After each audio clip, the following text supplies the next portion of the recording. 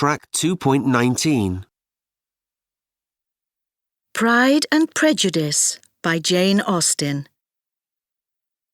It is a truth well known to all the world that an unmarried man in possession of a large fortune must be in need of a wife.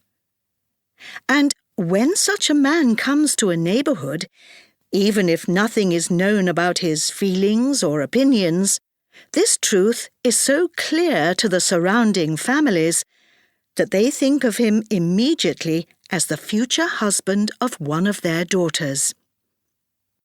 "My dear Mr. Bennet," said Mrs. Bennet to her husband one day, "have you heard that someone is going to rent Netherfield Park at last?" "No, Mrs. Bennet, I haven't," said her husband. "Don't you want to know who is renting it?"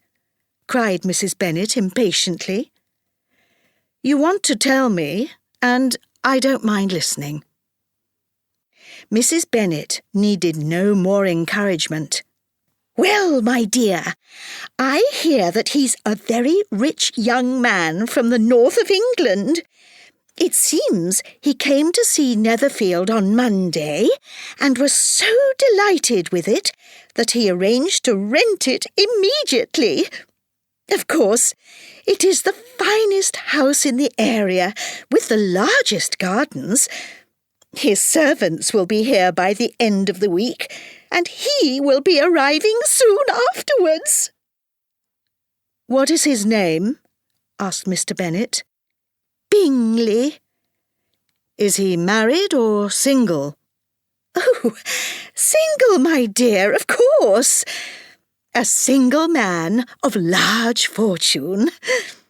He has an income of £4,000 or £5,000 a year.